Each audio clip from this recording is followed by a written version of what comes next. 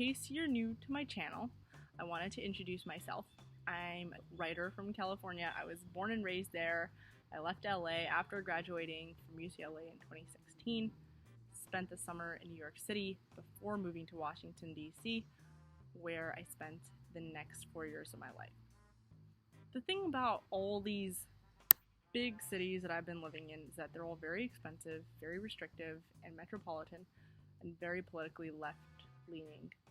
And DC in particular was incredibly transient, making long-term and meaningful relationships a struggle. So I had fun going to parties and events, made some incredible friends that I will have for life. It often felt like a competitive game of networking because I was hanging around so many different people all the time. They were always moving in and out because of work. It was hard to feel like I'm building a stable community around myself. Also, as someone who's very entrepreneurial and free-spirited, I very much wanted to build my own business, and I found in a city like that with all the different laws, it's kind of hard if you don't already have a ton of money. You know, a lot of your friends are government wage workers. You don't plan to join the gig economy anytime soon, and of course there's all the costs of living, so you're not really saving anything by being there. Not to mention, DC is one of the bluest districts in the country, if not the bluest. It has never voted for a Republican before. In fact, in 2016, only 4% of the district voted Republican.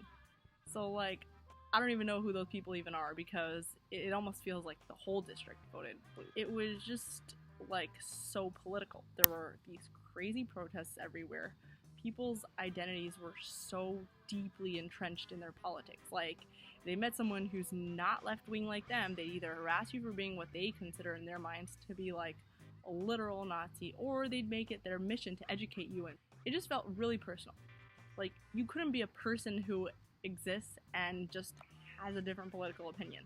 For someone like me, whose job was already in such a conservative media and PR industry, like Fox, like, you know, Daily Wire, like Trump, the list goes on, it was even worse, and it didn't feel worth it for me because I'm not so political myself to begin with. I knew I had to move out of DC eventually. I was sick of renting and not being in charge of my own space. Also, I wanted to fall in love and have a family and be my own boss. I wanted to have my first home by the time I'm 26, so I barely made it.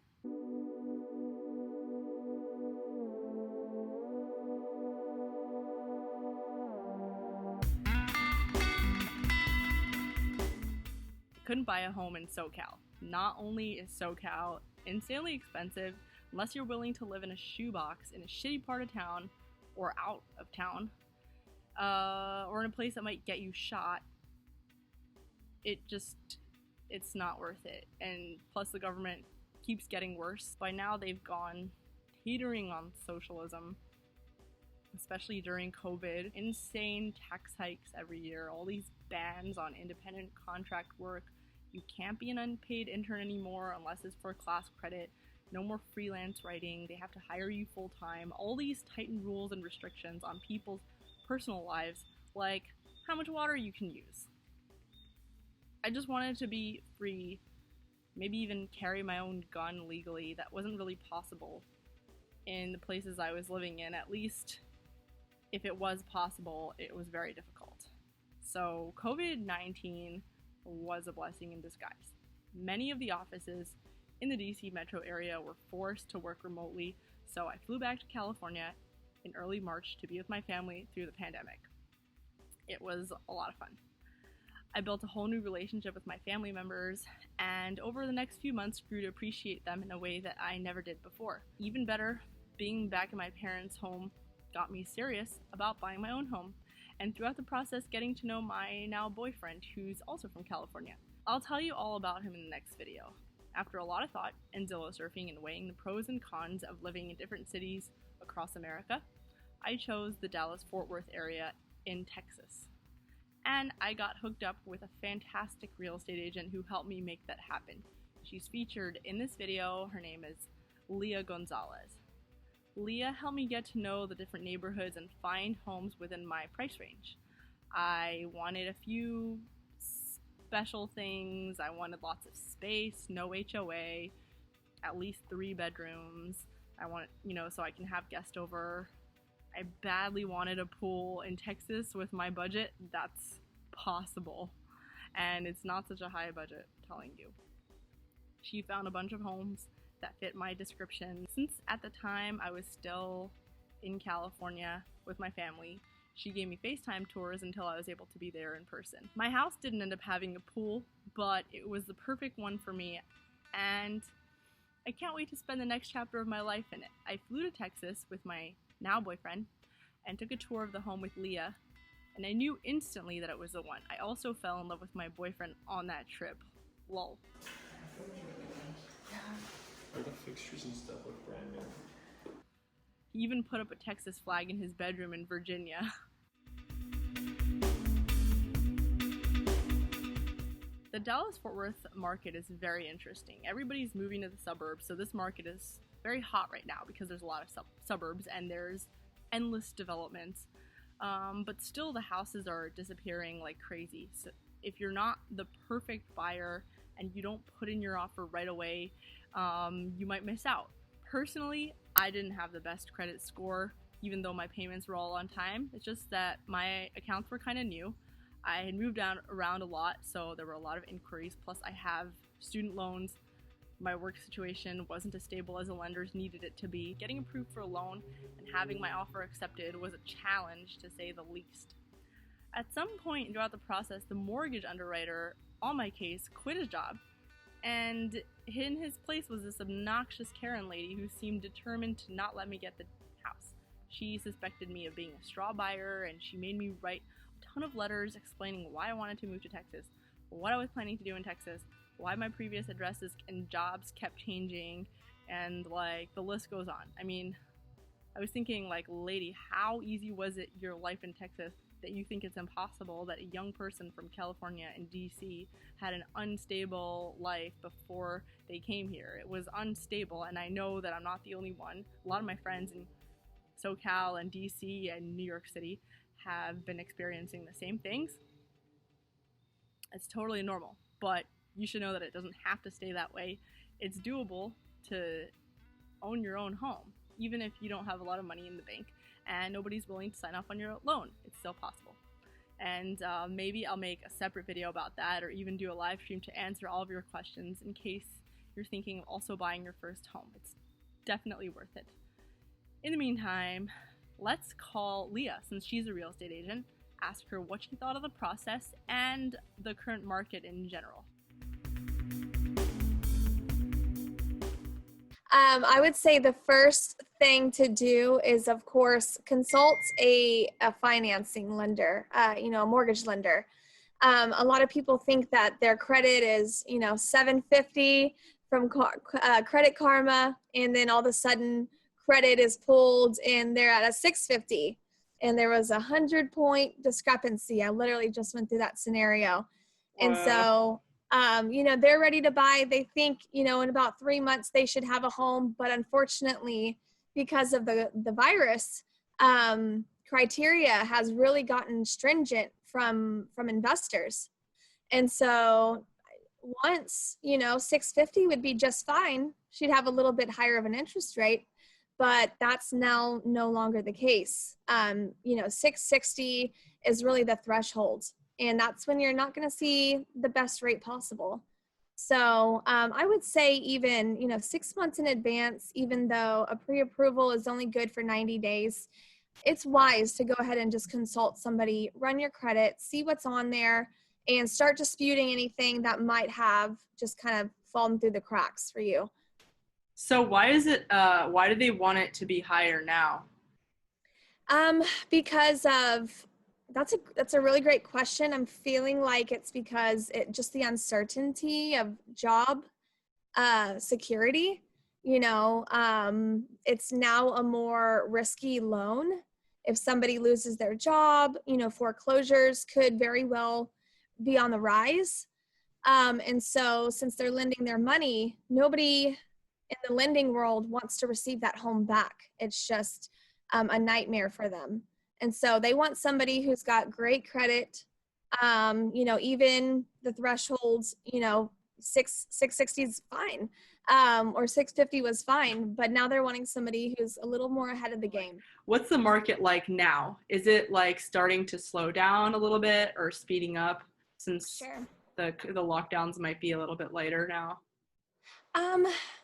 So whenever the virus first just kind of hit America, 2 full weeks I didn't show any homes. Everybody just was at a standstill. What's happening? You know, do I need to buy anything other than food and ammo?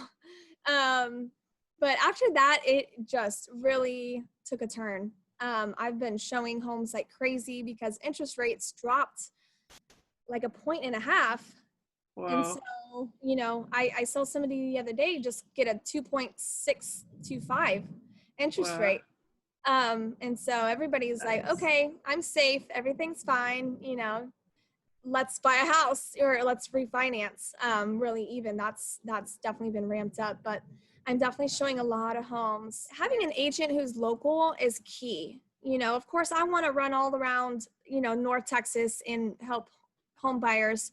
But unfortunately, it's not really fair to those home buyers because you want somebody who's an expert and who knows the trend. Okay, Yeah. so I mean, you don't really want somebody who sells mainly in Fort Worth and then they go, you know, I would say even more than an hour away because you don't know the trend in that neighborhood. How far above you're gonna have to ask over the you know, the asking price or offer over the asking price.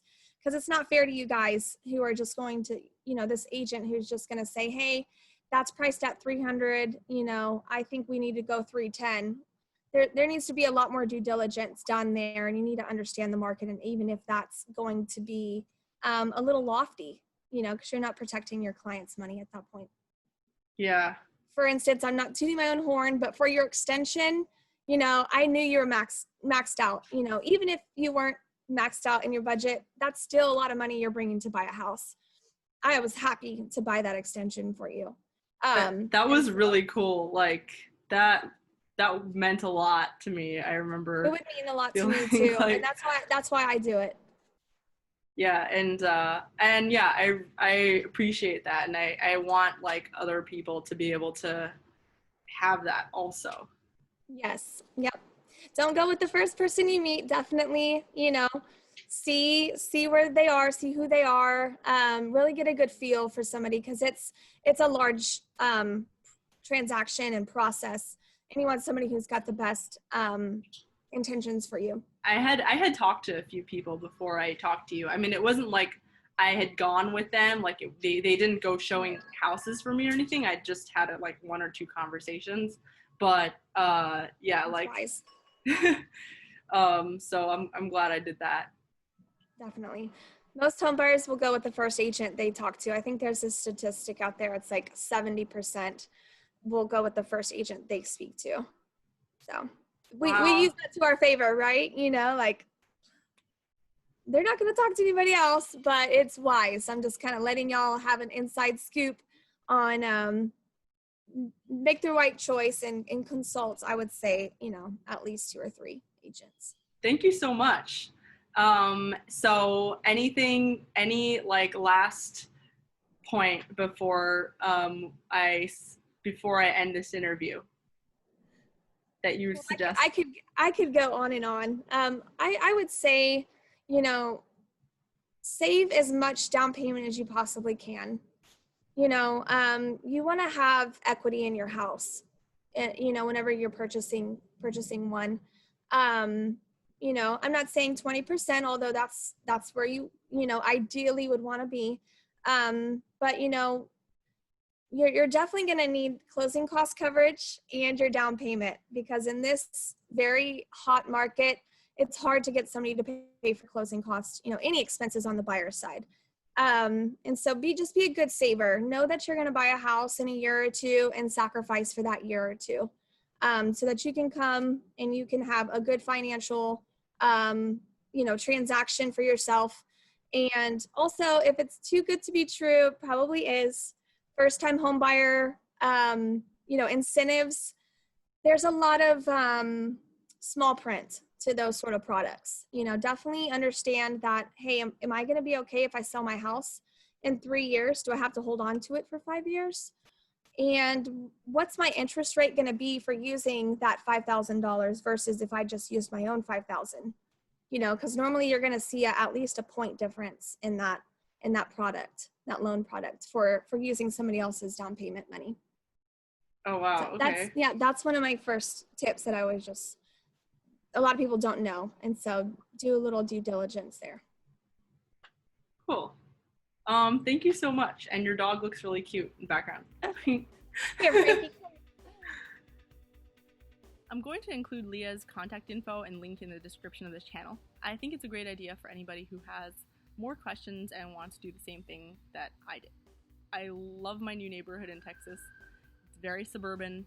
There's a lot of space. No more worrying about parking or waking up the neighbors with my piano playing.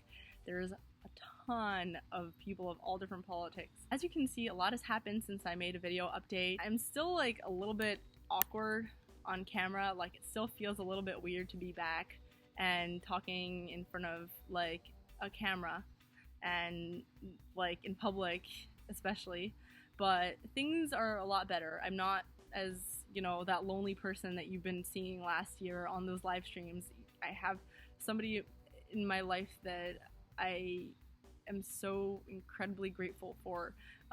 My life is picking up tremendously, and it feels like the American dream. I know there's a lot of people watching this video probably rolling their eyes and thinking, look at this weirdo trying to fit in with the redneck hillbillies in Texas. But I really like these people. I really like their independent and free-spirited style. Since I was a kid, I mainly wanted to do two things. I wanted to fall in love and be my own boss. There are a lot of people like that who still get it. They appreciate freedom over everything else. So I hope you guys enjoyed this video, maybe even found it helpful for yourself. Like this video if so, subscribe if you haven't already, and I also want to hear from you in the comment section. I know I haven't been doing my regular live streams anymore, but I still enjoy reading the comments. I still have been getting some of them, and I really appreciate them. So stay safe and have an awesome week. See you guys later.